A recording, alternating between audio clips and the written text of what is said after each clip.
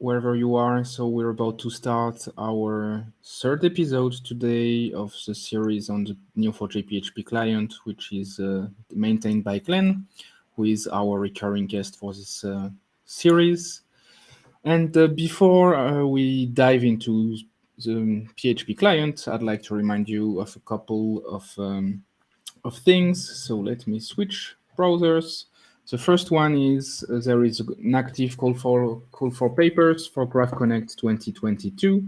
So if everything goes well, which is a big if given the current general world context, but yeah, let's remain confident. So in 2022, in June 6 to 8, there should be a Graph Connect conference in Austin, Texas. So Graph Connect is really one of the biggest, graph-related conference in the world. So if you can make it as an attendee, of course, we'll be more than happy. And if you want to submit a talk, there are very many categories that we open to. So there should be space for your talk. Feel free to submit a session. You have till end of March, 25th of March, I believe, to submit something and have a chance to fly to Austin and meet other graphistas and share your knowledge. So we really invite you to try at least to submit, and then hopefully we'll see you in Austin, Texas, from 6 to 8 of June. And now back to our series. So for those of you who joined only now, the series, basically what we're trying to do is, if you go to realworld.io, you will be redirected to this repository. And this repository has the ambition of hosting different backends and different frontends for the same application, which is complex enough. So that's why it's called Real World, right? Because it's supposed to be complex enough, like a real app you would put yourself in production. And the business domain of this is a medium.com clone. So for those of you who don't know, medium.com is a blogging platform. So you have the notions of blog posts, of ratings, etc., etc. And because you have this variety of front ends talking to this variety of backends, you have an API spec, right for you, detailing the 30 plus API endpoints to implement. And in our case, and what Ghlen is doing is basically designing the backend application from scratch in PHP, of course, with Neo4j as a persistence layer, so Neo4j as a database, and using the Neo4j PHP client in between. And yeah, we're just in the middle of this. So time for me to go back and let Ghlen lead the rest of the show. So have fun. And of course, if you have any questions, I will monitor the chat and forward those questions to Ghlen if needed. So see you soon and enjoy your show for now. Hello, everyone. So thank you for your time. Sorry, I still had the live studio open. But as we said, we're building the API. I think we can share the screen again. I've got it open now. So we've built the API the last 2 days, the last two sessions. We were focused on the articles. So we created a feed for the articles and stuff like that. We implemented a basic Slug implementation. And now we're already going into the more complex stuff, because this is basically simple. We're just creating nodes and some tags. But we are going to connect the user now. So if someone is going to create an article, we want the user to be attached to that. But before we can do that, of course, we need to have users in our system. So to be able to do that, we have to implement these endpoints. So this one is the simplest one, the post for users. So we will create one. And when we create it, we can give it a username, an email, and a password.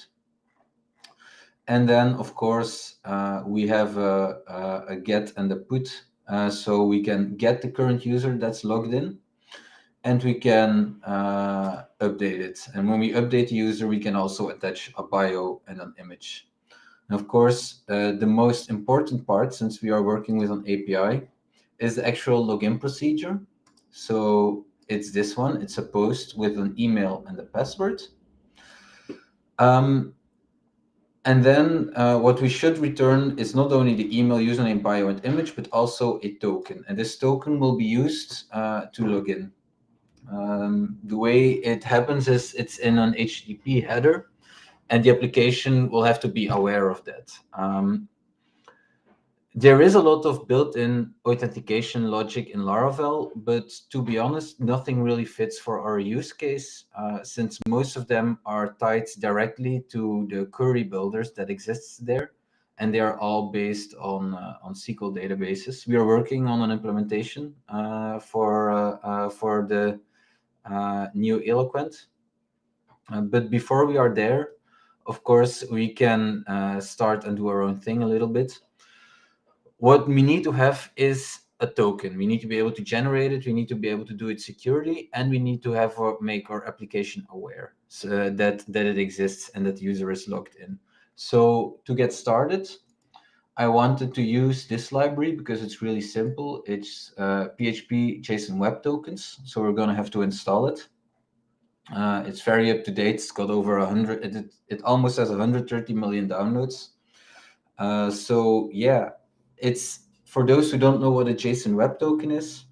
Well, it kind of, the word kind of says it by itself. It's a token based on JSON, but it's been cryptographically signed to make sure that it comes from the server. But I'm not a security expert, so I might be a bit murky on the details. But the most important part is that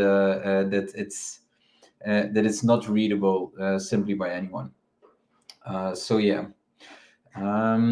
this is a lot of the examples in here. And then to do the authentication itself, I've been reading a lot on the documentation of Laravel, but there is a lot of built-in. But like I said, nothing really fits. But I believe somewhere underneath is logging in, logging out, routing,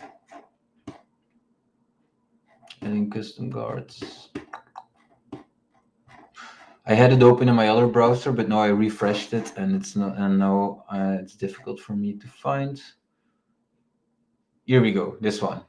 So no, this is the one.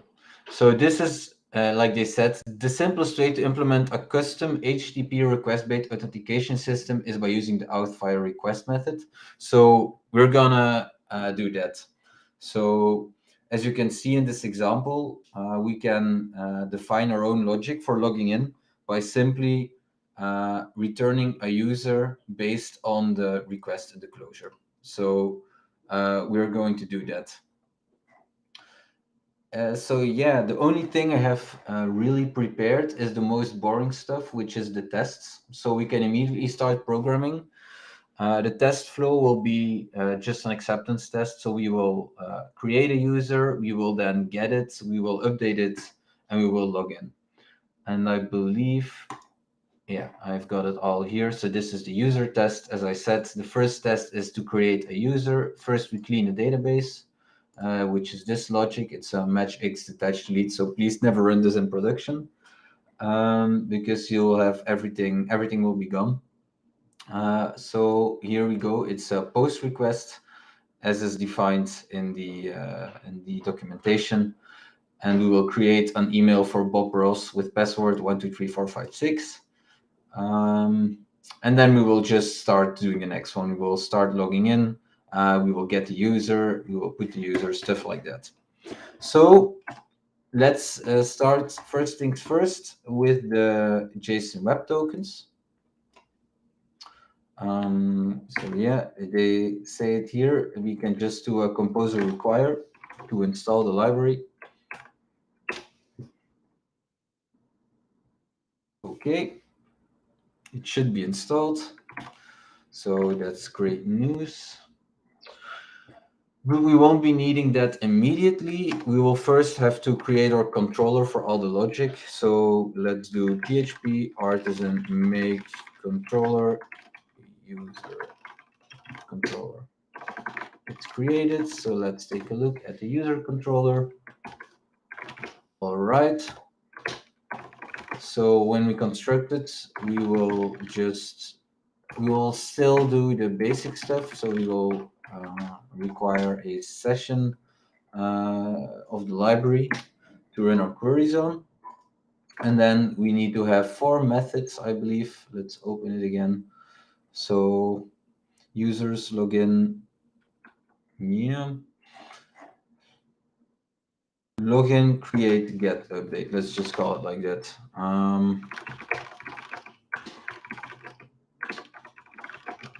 Function login requests.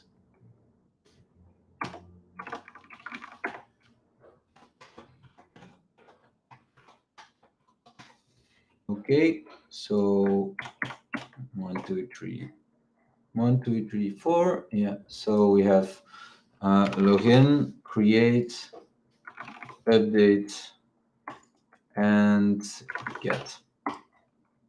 And then, of course, we will have to wire it into the routes. So I believe that's a file called api.php. Yep, and there we go. And we should just, I think we can just use these.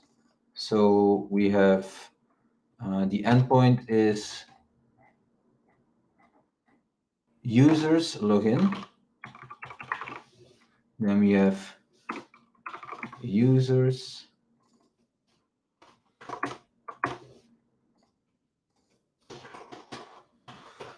Let's double check.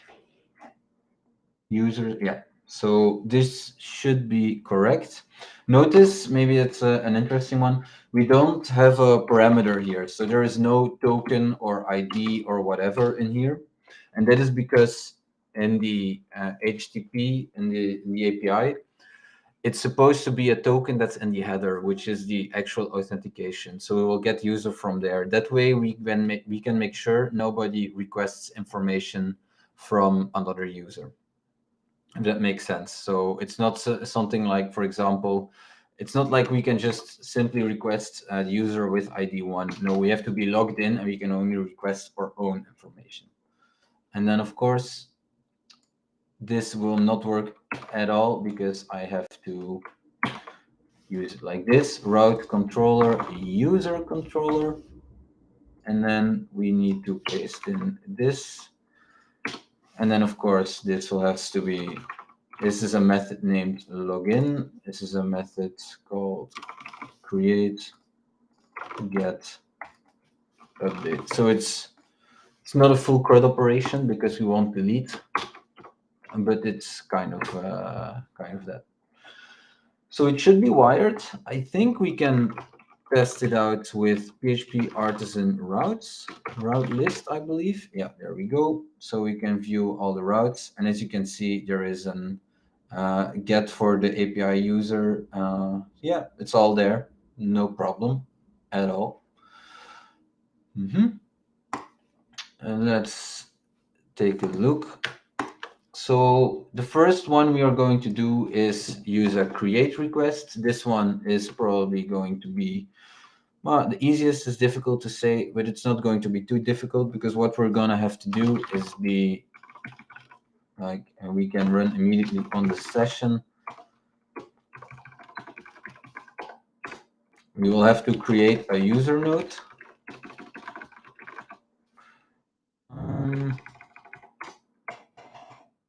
So how are we going to do this? Create user.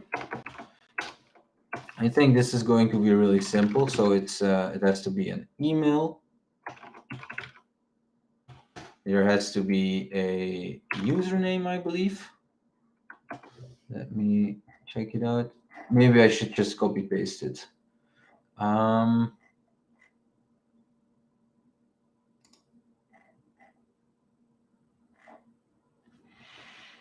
Username, email, password. And then this is the full result you'll have to return. So I'm just gonna paste it here. This is what we will have to return. And we will have to say here a username,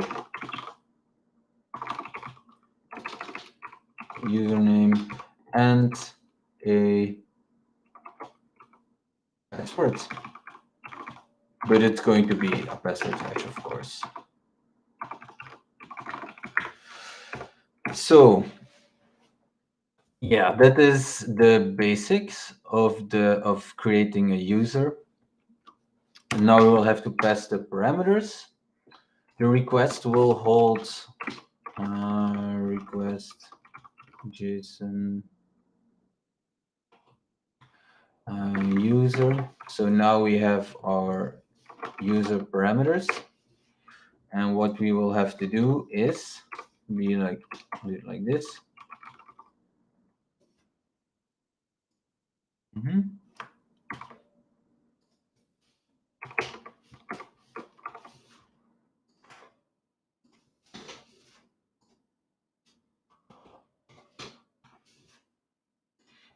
So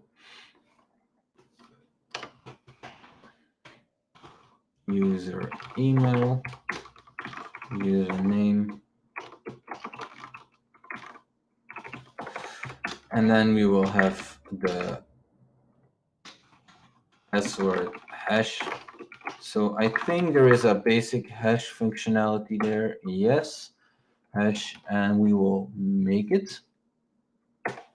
Hash make user password. Yeah.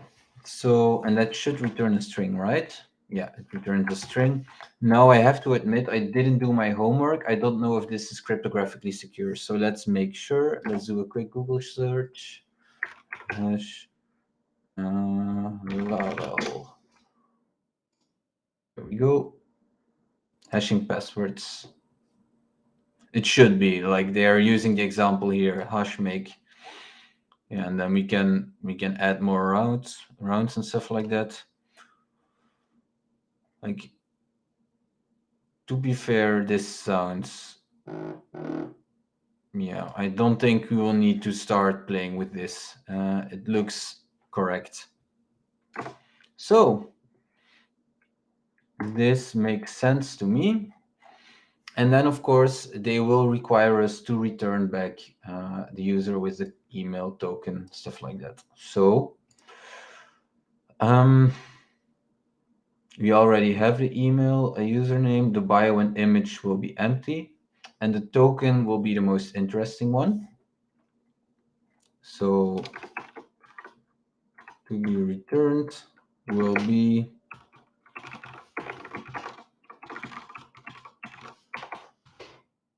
username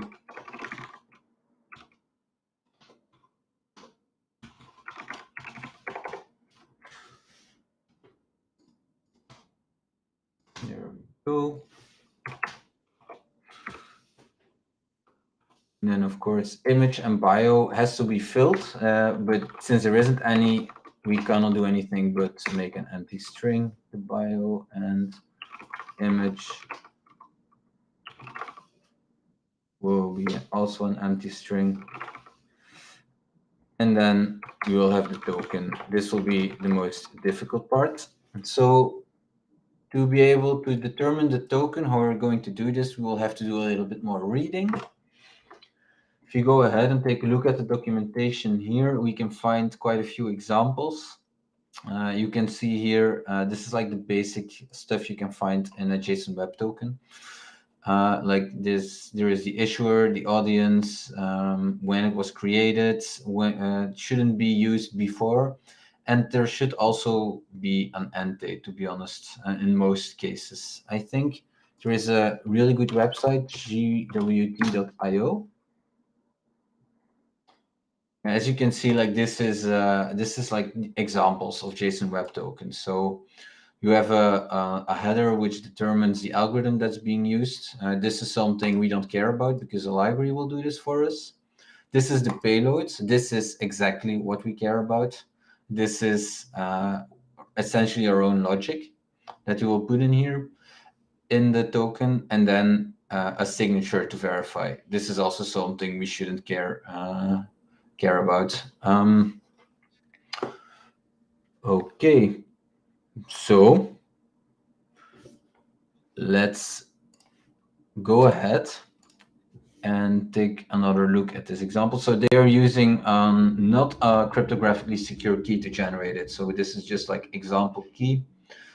You can see that we can also secure it with RSA keys. And we can also use just a simple passphrase. And this is an EDSA example, but I feel like this is all outside of the scope. We will probably change it later on, the entire logic. This is also just for testing. So I think it will be easiest to go for our first example and just use a hard-coded key, to be honest. But this should never be used in production. So yeah, this is the only code we need to create a JSON Web Token. Take a look.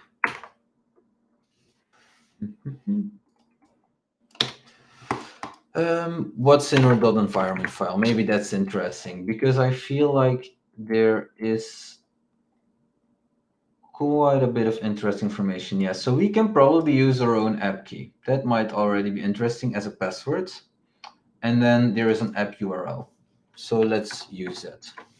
So the issuer will be env app URL. The audience, which is who the token is for, will also be the application itself. The issued at, this is a timestamp in Unix seconds, so this is simply time and not before. So this is to make it a little bit more difficult. And to be honest, I'm a bit murky on the details, because if you're going to use this, it means that we can't use a token before the timestamp. Let's just use the same time for now, and we can make it more complex later. And usually there is also a when it should be, when it expires. I forget what it's called. Expiration GBT token.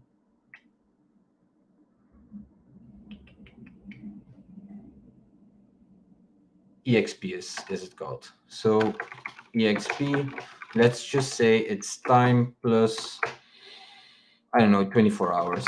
So the token is only valid for 24 hours. Yeah, it's yelling at me, but this is fine for now. So that's 60 seconds in a minute, 60 minutes in an hour, 24 hours in a day. That's how it should be read. And let's just ignore this, just disable this inspection. And then the key, we will use the app key, because it gets generated for us by Laravel. So I think it would be wise to use it like this. And then we will have to encode it. GWT payload key. There we go. And then we will return a response.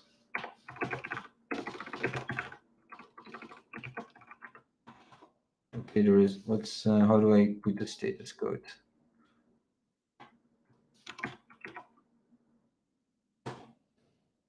JSON. And if I remember correctly, we're supposed to wrap it in a key called user.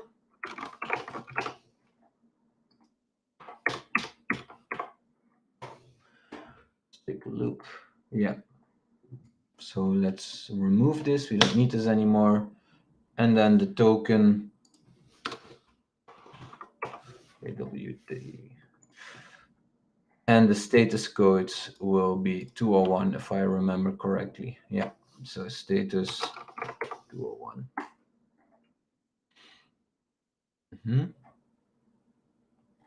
Yeah, this one should work. And I think we will be returning a JSON response. It's already yelling at me. Yep, there we go. I think we can already start testing this, but I haven't set up the Docker still. So I have some. Yeah. These are just some shorthands to say set up a Docker system, stop all the Docker containers that are running on the system, and reset everything in the Docker compose file. So this is just a shorthand I use. As you can see, it's all getting started. So we cannot do any tests before the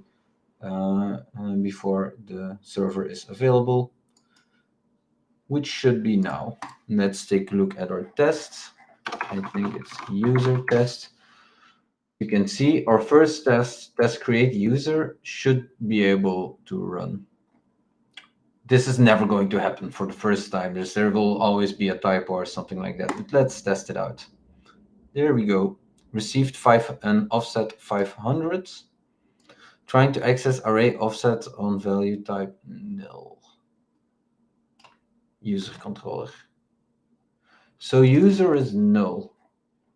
Is the test wrong? Probably. Let's take a look. Yep, I didn't wrap it in user. Maybe I should double check if that's the way it's done, but I believe it is. I'm going to read on it. Post users. Yeah, so it needs to be wrapped in a user key, which I forgot to do in the test. So it might still work first try. It worked. So yeah, I think we can take a look in our database now. So let's go to localhost 7474.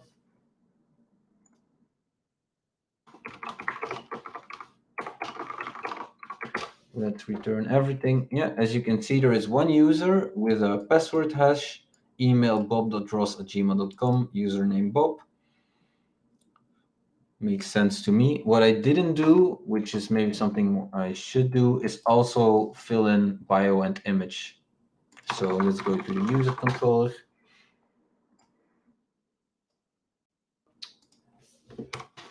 Bio will be an empty string and image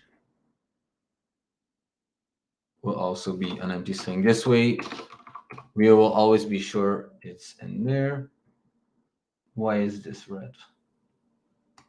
Let's one comma too much. So that went a lot better than expected, to be honest. Oh, we're already past half an hour. Okay. But we've done basically the most important, the hardest part. We've done the JSON Web Token, and I think there will probably be a little bit more hard stuff to do, which is this one. Automatically look in the request, so to log in. I am just gonna try and see what happens. So let's go to the app service provider, and then they say in the boot methods we should register it. So in the auth facade, I think via request. No.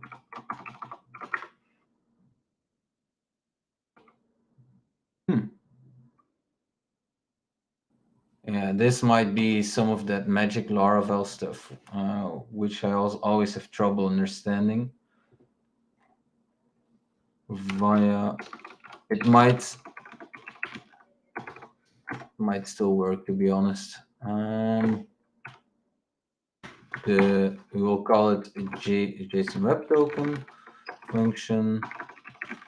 We will have a request.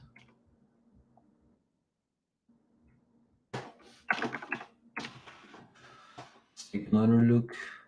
Yeah, and then we will have to return a user.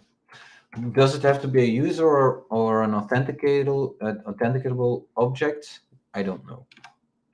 I can make it static. But first, let's take a look. Request get header. Yeah. So it should be the usual way to authenticate is through an authorization header.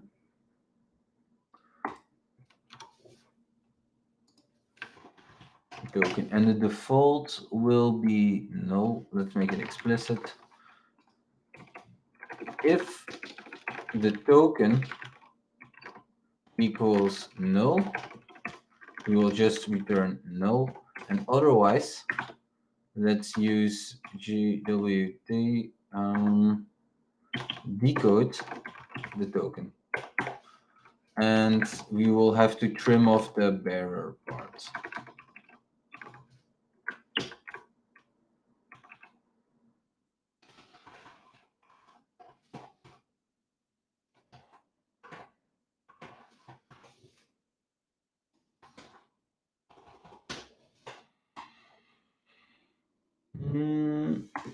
Let's double check. So we will take the token. Usually the token has bearer in front of it. I'm not the brightest tool in the shed. We cannot use trim for this. I think it's replace. Yeah. We will replace search.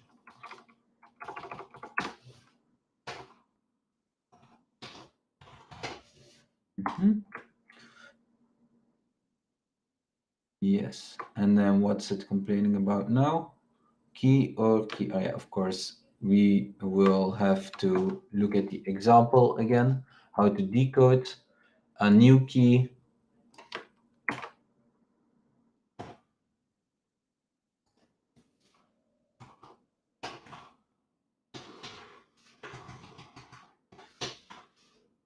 And the key will be env app key, I believe. That's the token. And now we actually have two ways. We can use the session object to fetch a new version from the database. But that means every time we log in, we'll have to do a database call, which is always a little bit more expensive.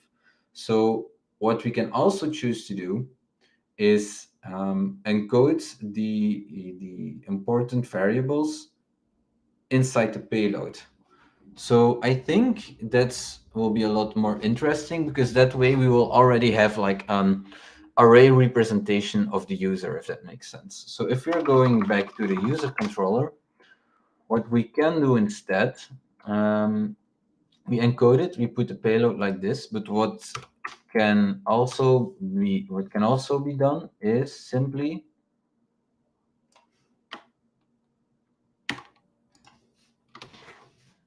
like this. Of course, we cannot do the actual web token in there, but then we have essentially the entire, we have everything that we need for our user. Yeah. So in that way, it's already in there.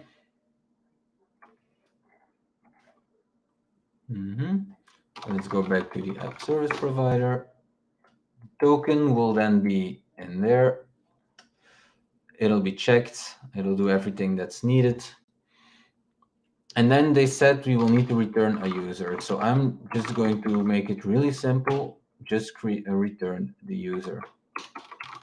So we'll create a user based off the token. And this will probably be difficult.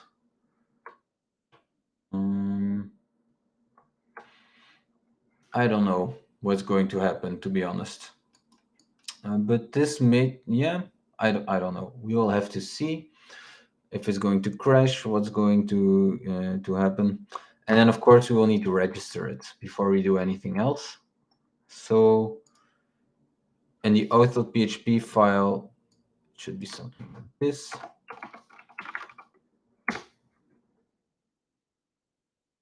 Is it in the guards? Yeah, it's in the guards.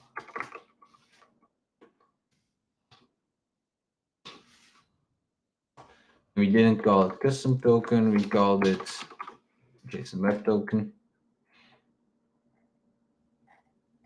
And then we will have to take a look if this works. So I'm just going to put in a breakpoint in here, this one as well, to make sure. This will be an object, so we'll have to see how that works. I think we can just do it like that. We'll have to see.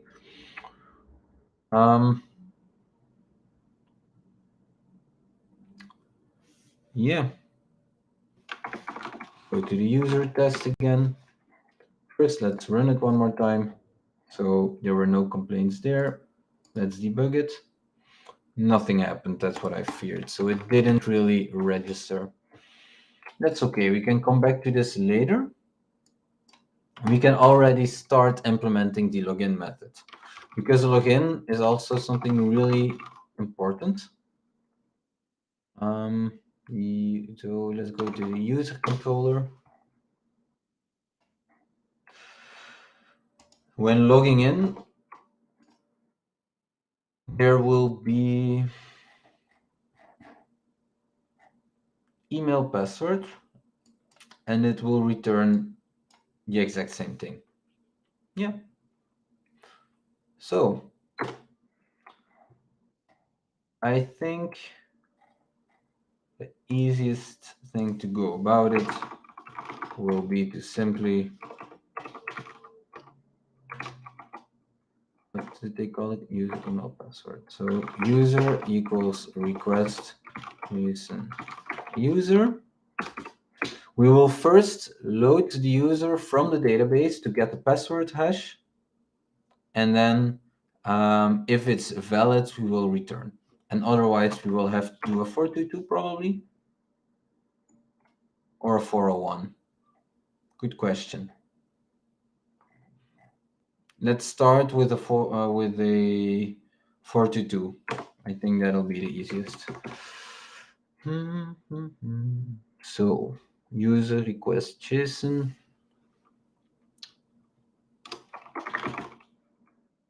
This session run.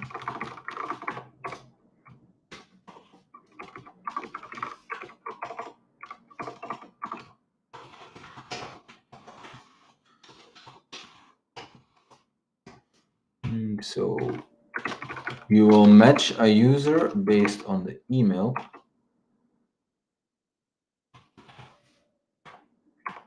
And we will return.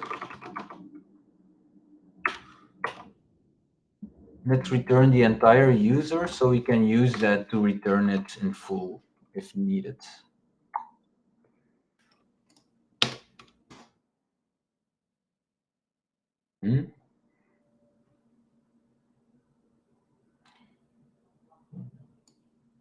So we need to reuse this. So we'll extract the method and be like call it create token. And we create it from the user. That makes sense to me. And then we can use them as parameters. And here exactly, we will get the result. So that'll be user. So we run this query. It's a match with a return. We do it based on this. Of course, this will be called credentials. That'll be a lot more easy to distinguish them. So we use the credentials to get the user based on the email. We will return it, and then we will say to the driver, let's grab the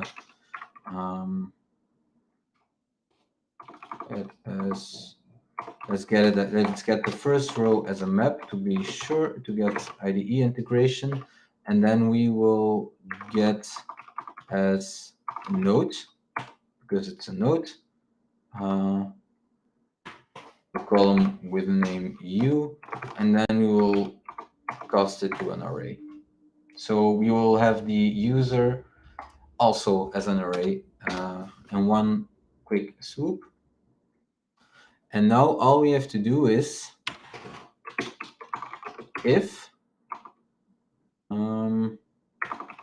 hash check, I believe, we will check the credentials password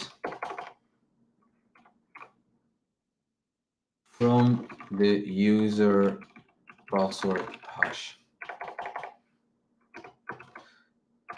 If it's, let's make this, if it isn't valid, then we will return response set status code 42 and JSON. Let's do it like this.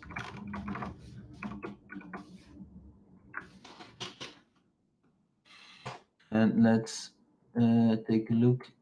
Errors body string. So let's make this really simple. Errors body. Is it a list of errors? Yes. Invalid password. So that's the 422 check. And otherwise, we can return it in its entirety like this.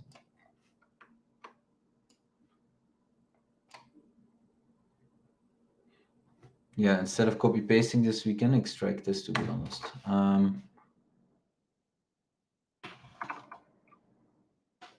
User response from array.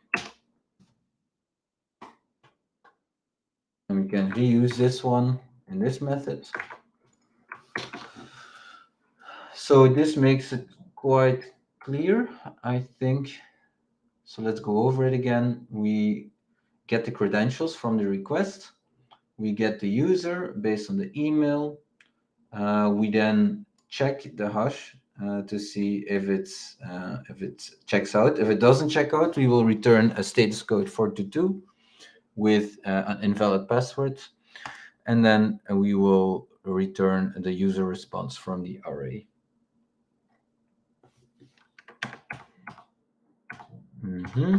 So let's go back to the user test. Does the first one still work? Yes. And the second one, test login, that one failed, a 405. Interesting.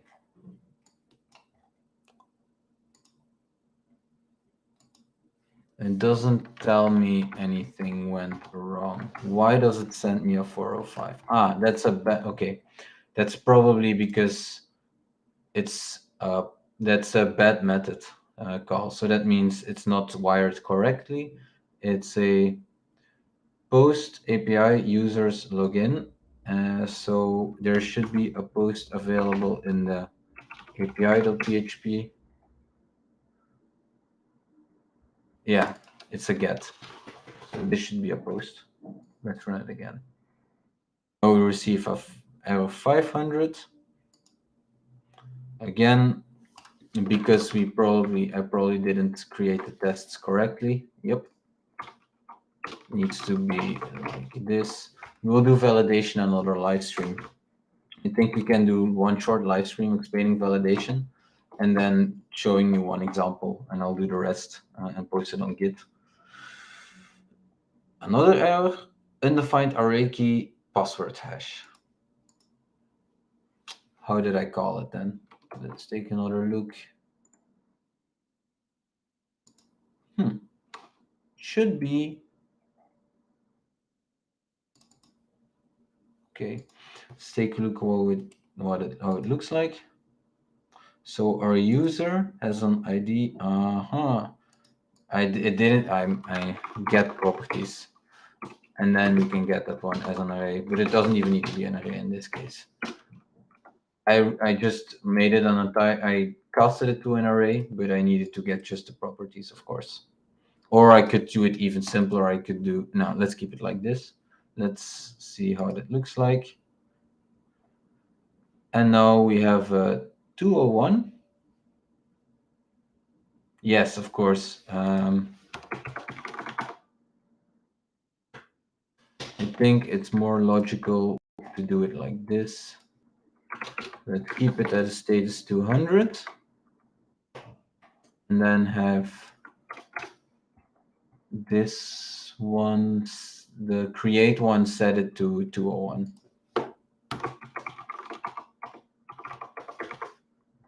Let's go again. There we go. So that went relatively smooth, or we have 15 more minutes left. The update and get, I think like we've done this in other cases, but we want to use the, I wanted to use the actual login procedure, but I'm not that comfortable going that route since it doesn't really seem to work, and we only have 15 more minutes. There is another way that's just as simple, and I can test it later for the start of the next live stream to see how it what went wrong. So if you go back to the app service provider, essentially what we are doing here is we are like it's quite logical. So every time a request comes in, or that's at least what should happen, we will get the authorization token. We will check if it exists. If it doesn't exist, we won't do anything. And if it does exist, well, we will strip away the bearer, so we get normal, just a basic token. The format of a token is always like this, or usually like this. So the actual token is wrapped before bearer text, which is the string replace in here. And we will use our own private key to decode it. And then we will create a user based on that. But what we can do is we can simply use this logic. You can extract it. So I'm just going to leave this, let this be. I'm going to check it for the next live stream, what went wrong. But we can go back to our user controller. And we can simply do a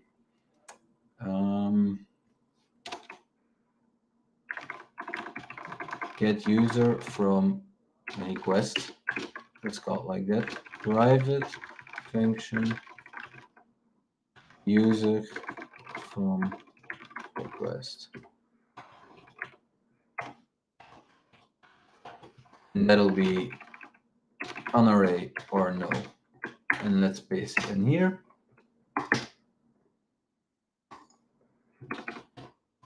So now we have the core of the login functionality. We just don't have it tightly integrated in the Laravel system yet, but I'll make sure it happens by the next live stream. So we can just use this method to get the user, to just get it. So let's implement the get, I think, will be the first one, but it'll be quite easy because all we have to do is we will return this, the user response from the array, and the array will be the one we get from the request. So we can just do this, user equal get, what did I call it again? User from request.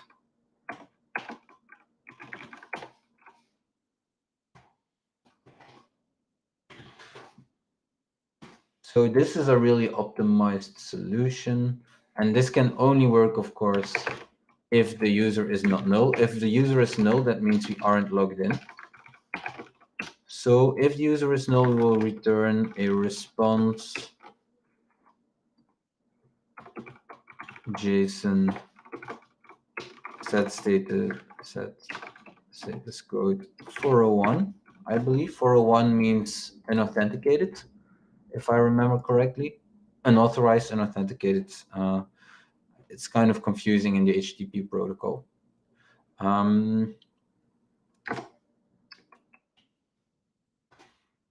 So this looks good. I don't know expected. Yeah, so this is user response from array. That's what I meant to do. So what we do now is we get the user from request. If it's null, we will return a 401. This is what I mean. It's not tightly integrated in a Laravel yet. If it were tightly integrated into Laravel, it would be, we would be simply be able to return, the framework would return the 401 for us. So we aren't there yet. I'll make sure we are there for the next live stream. But this is also great for educational purposes, because this is essentially all it's doing, or it should be doing at least. For the updates, what we can do is, again, this logic will be to protect against unauthenticated users, but we will also have to compare. It's not just if the user is null. We will also have to check if the email address of the user is the same as the one in the requests JSON.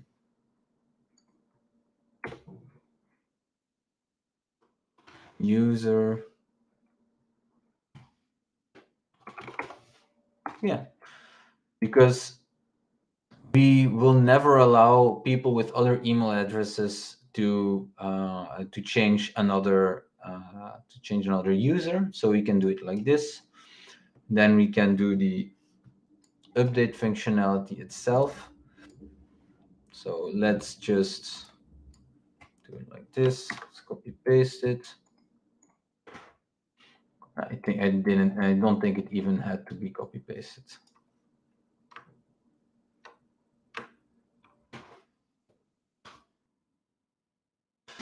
Yeah, I don't even think, let me take a look at the update. I might have been one step ahead too much. Yeah, so see, it requires the email. So we'll assume the email is unchangeable.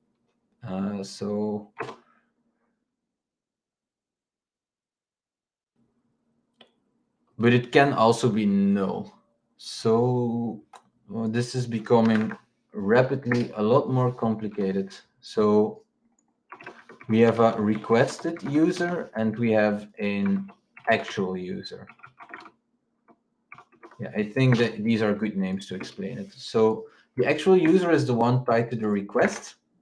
This one needs to exist.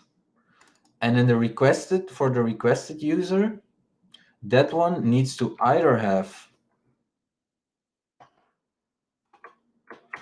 the requested user email cannot be null. So we can do an if set on this. So it either shouldn't be set.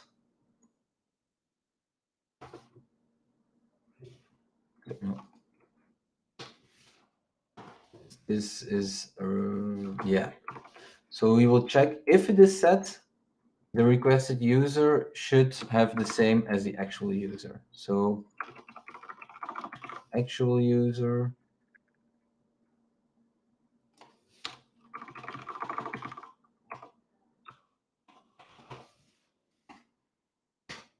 So let's go over it again. The actual user is, if it is null, we will return the response 401, or if the user wants to change it to another email address. So that means the email has to be set and it has to be different. So it does not equal. Yeah, that makes sense.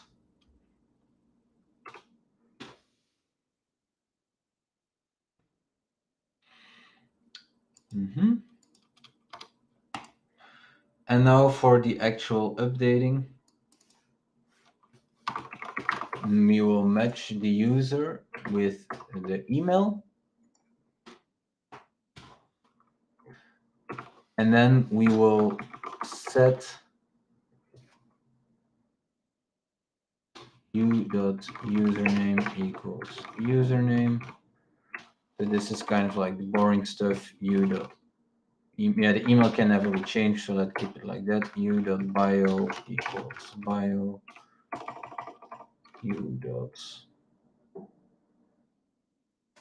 Username bio. What was the other one? Image equals image.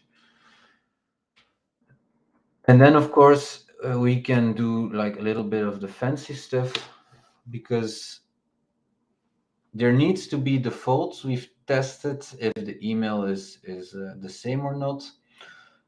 So what I think we can do is an array merge. So we merge the original, so the actual user with the requested user. That way, if there are new values in the requested user, They will override the one already existing in the user, so they will be key value pairs with all the updated values. So when we match the user based on the email, everything will be filled correctly. And then we will return this user response from array. Yeah, and the array will be this one. And the status code will have to be 200. Yeah. So it also gets a refresh token. So the basic logic should be there, of course. Will it work from the first time? I don't think so. So as you can see here, when in this example, I log in by adding an authorization header, and I didn't. And let's do it like this. Let's do it like the official way. Let's do it like this. So as you can see in this test, I test the login, I tested the response is correct, and then I will store it. Let's take a look at the token itself. Let's debug it. So what does the token look like?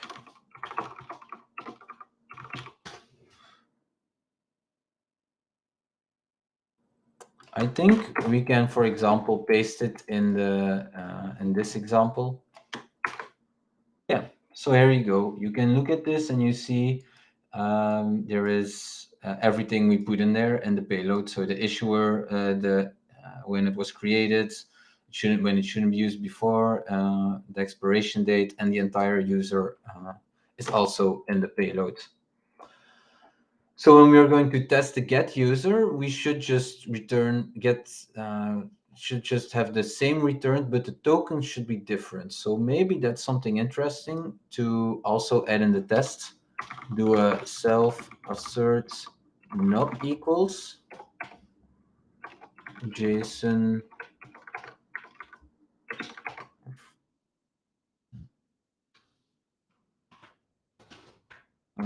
How do I get a value from here? If it's even possible. You know what? Let's just do it like this. To array user token. That way we are sure we keep making fresh new tokens. I think that also makes a lot of sense. So let's run it. Let's see what happens. We receive a 500 and I keep making the same mistake. And I think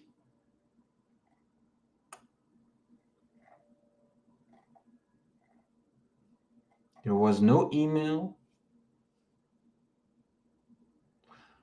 This might be in the actual, I think what's happening. I think I know what's happening. I also read about this. So let's go to the user controller. Where is the decode?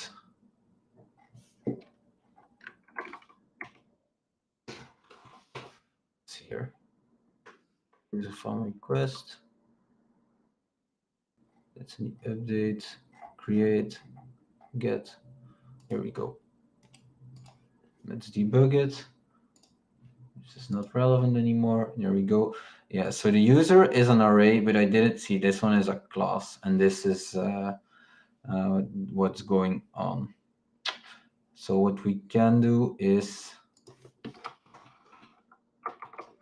user. I think it's supposed to be like this.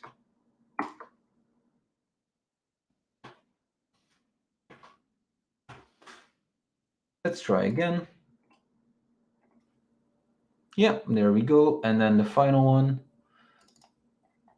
So we get the get user, and then we can test the update. So as you can see, yeah, we're almost done. So we cannot start wiring into the blog posts. We will do this another time. But you can see this is the same as we used in the test for the blog post. So afterwards, we can try wiring these tests together. In the meantime, we can do it like this, run. And what's the error? Again, we are here, the requested user. Yeah, that is probably because we will have to use user, or we will have to put it around there.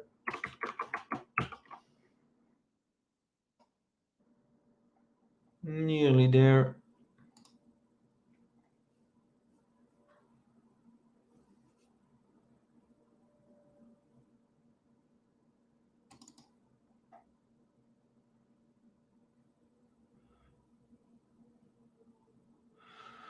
Undefined array key email. I test if it is set, but the is set should be false in that case. But the actual user,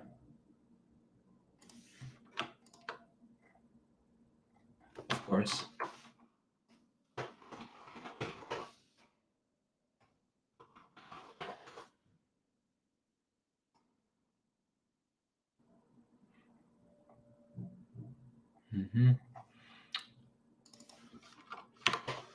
There we go.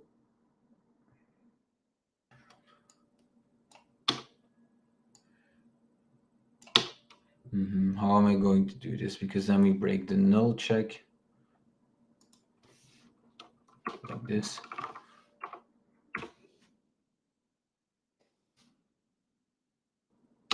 Yeah, it's just the class now, so we're kind of making a mess on this, but to keep it short,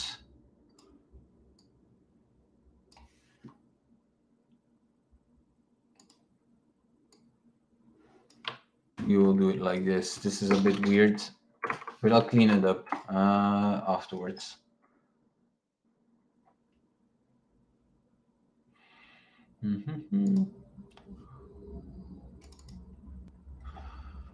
This breaks quite a lot of stuff, of course, because the requested user will be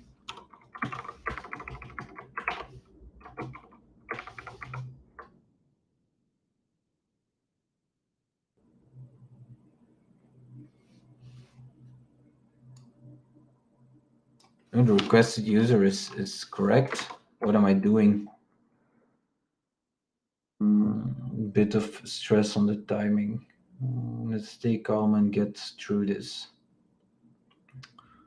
The requested user is a full array, and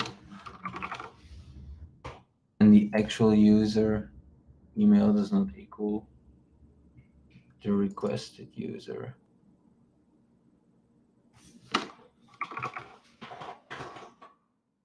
Yeah. So this, the actual user indeed needs to be like this. And that's the issue now, of course.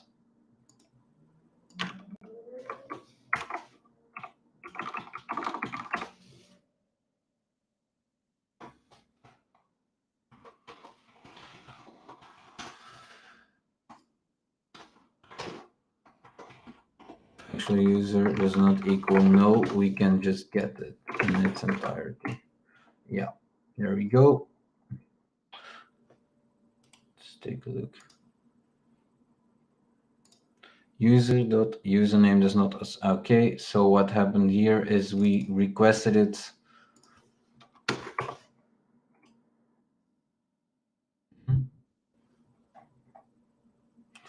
Okay, so that one didn't work yet, and that is because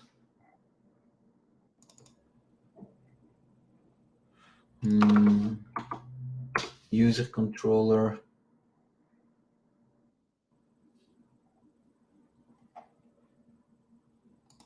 So let's take a look at this code. So the user has a bio that's been filled.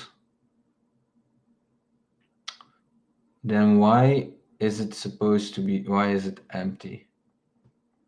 So this looks correct. Our user which we created. So if we want to create it from the array, first let's take a look in here if it's correctly created in the database. Yeah, so the bio is in there. Then of course, also in here. And then the create token. There we go. So we didn't correctly wire it into the token. So that's bio user image.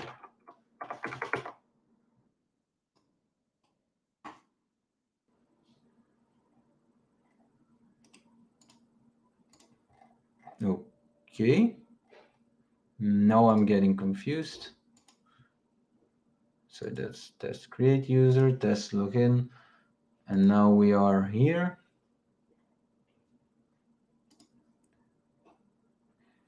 So this looks correct. We wire it all in there. And we encode it. But we, okay. And then we do the same, we make the same mistake here. User bio. So we didn't wire it in the token as well as in the actual response.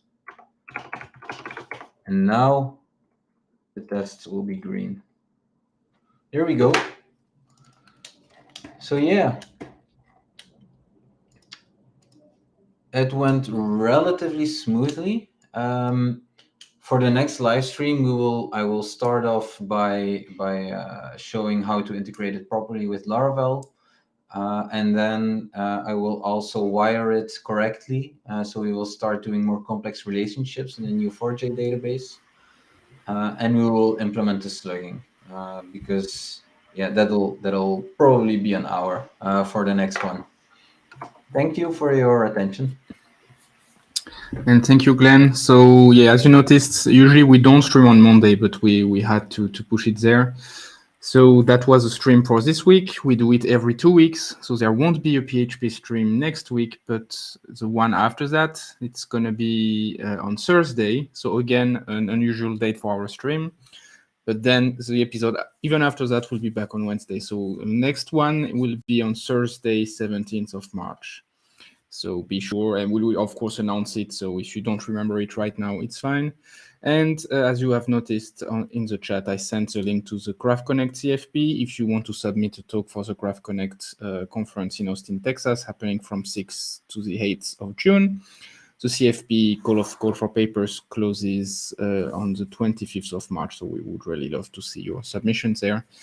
So yeah, you still have a bit less than a month, but the sooner the better, of course. So thanks again, Glenn, for doing this, for showing how to use the Neo4j PHP client that you created. I hope it will help many people along the way. All right. So good luck, everyone, and see you later. Yeah. Bye-bye.